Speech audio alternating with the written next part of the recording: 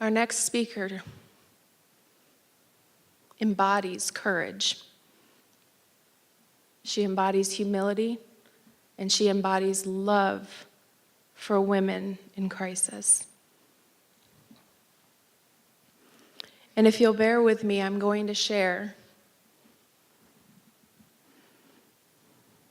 a few facts about Sue Thayer because she's too humble to share them with you herself.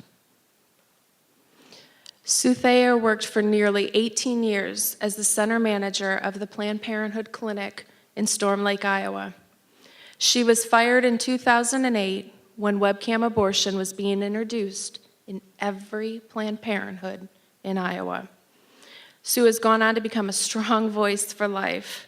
She's been instrumental in educating the public about the tragedy of abortion, and specifically webcam abortion. She recently led Storm Lake's first ever and only 40 Days for Life campaign.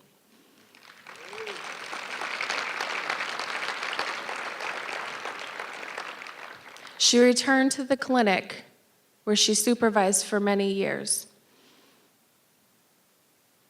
And God blessed her obedience.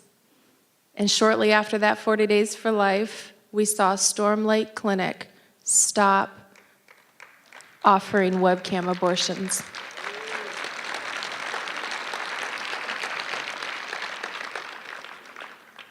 This is where it gets good. Sue's passion for children has led her to be a foster parent. Get this, 130 children have passed through her arms.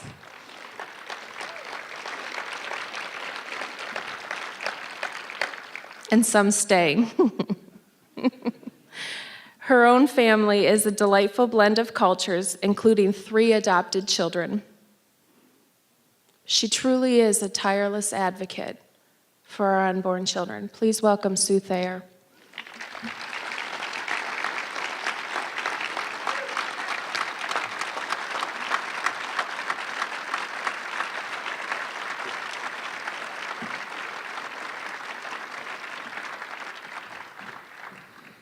Gee, don't stand up. I haven't even said anything.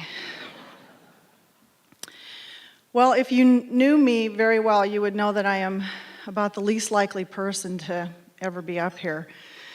After I was fired from Planned Parenthood, I worked for about 1.5 years as a supervisor for the Census Bureau. And I was training a group of about 20 people. In the group was my former high school speech teacher. And I gave the students all an assignment to go home and come back with an interesting fact about themselves. So my speech teacher shows up the next day and says, I don't really want to talk about myself, but I have a great story about Sue. And she proceeded to tell about a really bad speech that I gave and fell off the stage. And anyway, so if she could see me now, she would never believe it. Well, I'm fairly new to the pro-life movement. It's a blessing for me to be here.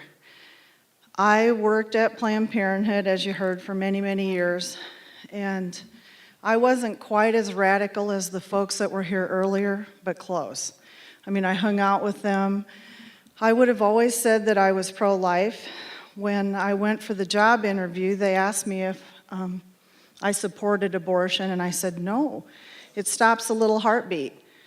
And she disagreed with me, of course, and said, you know, it's not viable, that pregnancy is not viable, so it's not murder. I said, well, I don't agree. And I went home and thought, well, I'm not going to get that job. And clearly, there must have been no other applicants because they hired me. And I bet they regret it now. I started at Planned Parenthood really because I thought I was helping women. And it was close to my house and I could ride my bike to work. Seriously. I really had no idea. I grew up in a very secular home. We didn't talk about abortion. I remember when Roe v. Wade passed, but it meant nothing to me, really. And it was easy to just ignore it. So when I started there, I really didn't know. And Storm Lake, like many clinics in Iowa, are rural. They didn't do abortions at that time. And I worked there very happily for almost 18 years. It was in 2007 that they announced that they were going to be doing this crazy new thing called webcam abortion. And they explained at a manager's meeting, that the doctor was going to be here in Des Moines, and when a patient came into any rural center, any center in Iowa, and the woman had a pregnancy test, it came back positive, the staff was instructed to say, "We can take care of that for you today. 45 minutes in and out." Now, Iowa has no waiting period. So when a woman is seeking abortion, if she walks in and it's available, she can get it right then, no thought. I was mortified. I could not imagine that they were going to do that. No security, no, they weren't going to talk to the doctors in each community. So I voiced concerns. Storm Lake was set to be the last center to go live with them. So I watched all these other centers roll it out. And we were, of course, instructed by upper management to not talk about it at all. They wanted to establish a standard of care, 500 to 1,000 abortions done before anybody even knew about it. So I was able to keep quiet for a short time. And I don't know, within a few months, I actually called Iowa Right to Life. And I knew that Planned Parenthood didn't like Iowa Right to Life, so I thought that'd probably be a good place to call. So I know. Truly, one thing that I've learned is God does have a sense of humor. Okay, otherwise I wouldn't be here. But I called Iowa Right to Life, and honestly, I think they didn't believe me, because I was kind of like whispering, and I'm going, "I work at Planned Parenthood." And I think the first time it was kind of like a click, crank call. And so I shared more and more about it, and the idea of webcam abortion was just so out there that it was hard to believe that they were doing it, and it had never been done. No one had ever heard of it. The idea was actually conceived by Jill June, the president and CEO of Planned Parenthood, as she watched like a CSI kind of show with something about telemedicine on there. Well, this is not telemedicine. This is a doctor seeing a woman over the internet for a minute or two and pushing a button on her computer that opens a drawer in the remote center. And the woman, with no forethought, takes a set of pills right there at the clinic that kills the baby. And even worse than that, or as bad as that, is that non-medical staff like myself were going to be expected to do transvaginal ultrasounds. I'm not trained to do that. And for me to learn to do that, I would have driven from Storm Lake to Sioux City, watched another non-medical person do transvaginal ultrasounds for a day, and then go back to my center and be expected to train my staff. Bad, bad, bad idea. So anyway, when I started questioning webcam abortions, I started questioning other things at Planned Parenthood, like, if a woman is on Medicaid, why are we making her, expecting her, asking her to donate $10 per cycle of pills? That didn't make sense to me. And I've had all these kids, on Title 19 go through my home, and I've taken them to the doctor and the dentist. I've never had any provider say, "Could you give $10 today towards your visit?" So as I talked with Iowa Right to Life and came into touch with Alliance Defending Freedom, they're telling me, "No, that's not good." Well, then we started talking about other things at Planned Parenthood, like their C-mail program. Have you heard of C-mail? That is where regularly, every 63 days, they send out 3 cycles of pills to every woman who is on contraception, whether the woman asks for them or not. So once she comes into the clinic, she's automatically enrolled in the C-mail program, and she gets these pills. Well, Planned Parenthood, at the time of my departure, bought their pills for $2.98 a cycle. and they sell them for $35. They bill us, the taxpayers, $35 a cycle. Then they turn around and ask these women that live at or below poverty level to pay $10 a cycle.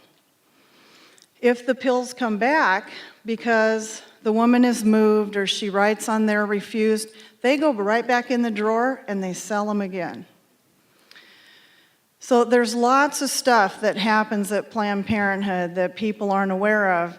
And I did have a lawsuit that was filed against Planned Parenthood of the Heartland. And due to a technicality, it was dismissed by the judge. And I feel bad about that, but that doesn't change the truth and the facts and what I witnessed there. And when Jenifer said I was a tireless advocate, God has given me this holy boldness that I will not quit. Thank you.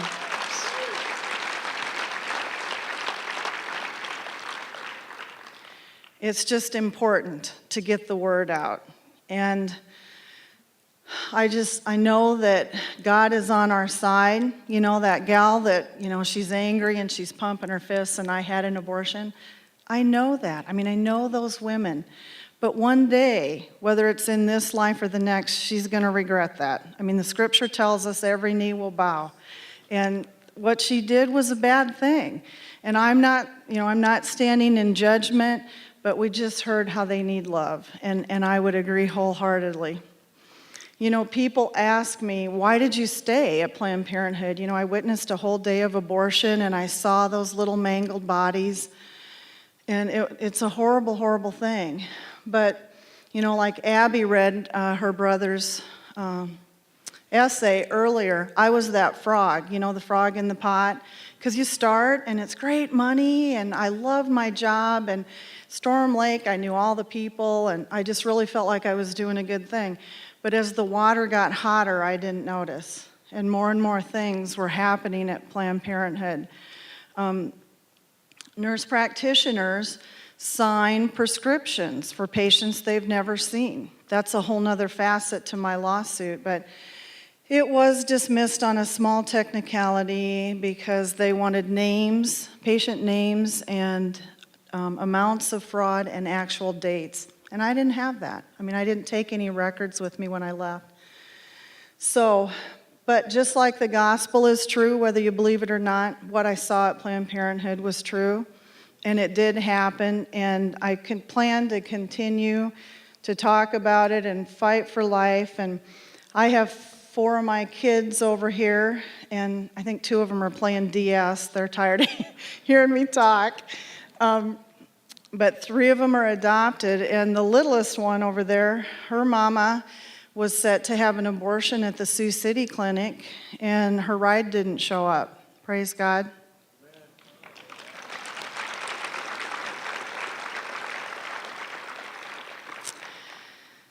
So, like Jenny said, sometimes, the difference between a woman choosing life or choosing abortion is just a fine line. But I can tell you that one person can make a difference. You think, what can I do? I'm just one person. Pray. Go down to your local Planned Parenthood clinic, whether there's a 40 days for life or not. Pray. Pray for the staff, get to know them by name. They need prayer. They're people just like us. They're scared when they see you out there because darkness can't stand in the presence of light. It runs, it flees. And they like to portray it as protesters. They'll have Pledge a Picket where they'll call their Planned Parenthood supporters and say, we have 10 angry protesters outside. Will you pledge $1 per protester? And it's people sitting there praying.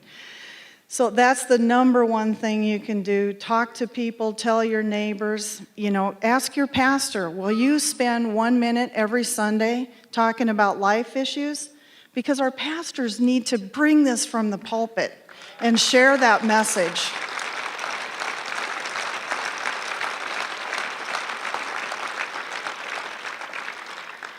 And I know sometimes it seems so overwhelming. You know, November 6th was a bad day, wasn't it? Kind of a bad day. And I thought, oh, Lord, you know, what are we going to do now? But clearly Washington they're not going to fix this. You know, it's going to come from us. And when we get together like this and we keep talking and praying and taking this message out back to our families and our home and our churches, it will make a difference.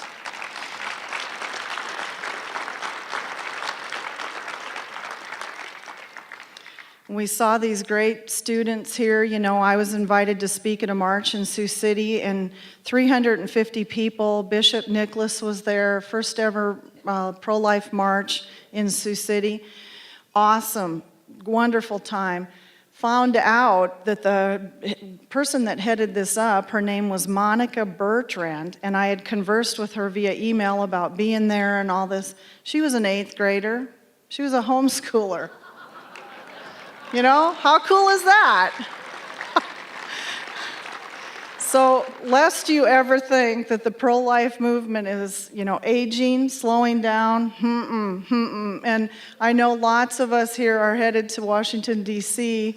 I'm going for the first time. I'm probably one of the newer converts to the pro-life movement, but I'm very excited to see the people and the kids there.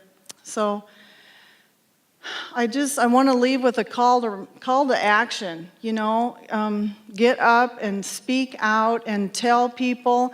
If you have questions about what goes on at Planned Parenthood, I will talk to anybody, anytime. You can email me, call me, whatever, but we have to get the word out. Our taxpayers' money is going to them. The recent report showed $542 million, you know, going to Planned Parenthood, and they're killing our babies. So, anyway, thank you for letting me be here, and God bless you all.